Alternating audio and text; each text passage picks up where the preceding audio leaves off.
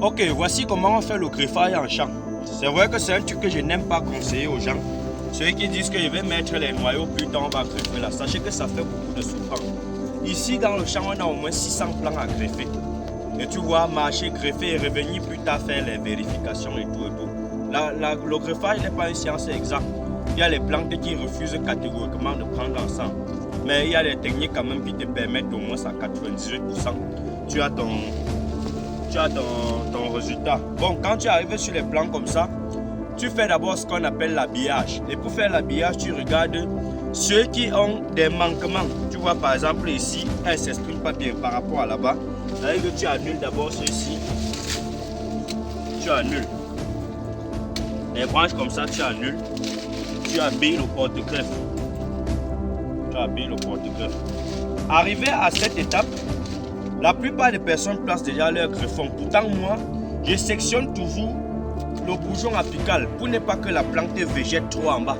Quand tu sectionnes, les bourgeons les plus pressés sortent à ce niveau, au niveau supérieur, et tu peux facilement les enlever. Donc les 2-3 feuilles ici vont capter la lumière pour assurer la photosynthèse. Maintenant là, j'apprête mon greffon. Après avoir habillé, j'apprête mon plastique. Ça c'est le plastique que vous faites le couscous avec là. Je ne cherche pas trop les éléments. Et puis voilà, ça c'est la variété bot 7. Ça c'est la variété bot 7 que je vais greffer ici, puisque on est en basse altitude. Un greffon comme celui-ci est assez costaud. Je coupe en deux. Voilà. Je coupe en deux. Voilà, on vient d'abord. On taille. Vous voyez. Vous taillez le premier côté. Le deuxième côté, vous taillez. Vous faites un truc assez aigu. Vous voyez ce que ça donne. Donc je le fais encore, vous voyez. Vous taillez là. Et vous venez ici, vous taillez légèrement.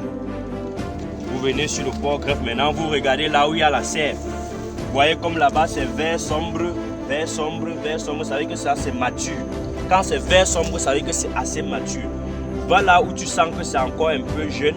C'est encore plus jeune et ça a beaucoup de sève. Comme par exemple ici, ça c'est vert vif. N'importe où ici, vous pouvez placer. Je fais une entaille. Voilà. Une entaille qui est proportionnelle à la distance que vous avez fait aussi l'entaille sur ça ici. Et vous placez votre greffon. Le greffon doit être fixé et solide. Voilà. Le greffon est fixé et solide. Quand vous mettez, ça commence à glisser et tout. Sachez qu'il n'y aura pas de prise. Ça doit être solide. Je retire mon plastique et j'attache. Voilà. Vous voyez.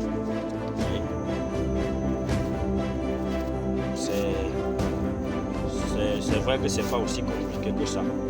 Mais sauf qu'à chaque fois, il faut venir marcher partout, faire les vérifications, voir ce qu'il y a pris. Le greffage n'est pas une technique à 100%. Pour celui qui est fort, avec la bonne méthode, avec 98%, c'est gérable.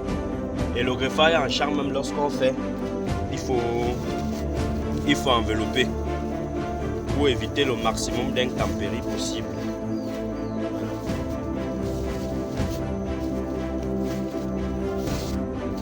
Comme ça.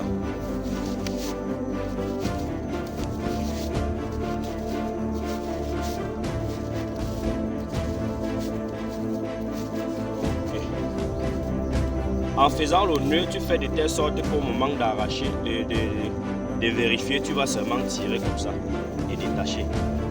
Donc si tu fais mal le nœud, tu vas aussi beaucoup souffrir en enlevant.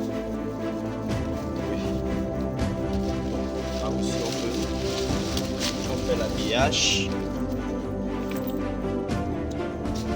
Voici donc l'intégralité sur le greffage en champ. Dans la prochaine vidéo, je vais vous expliquer les avantages et les inconvénients et comment faire le greffage au sommet.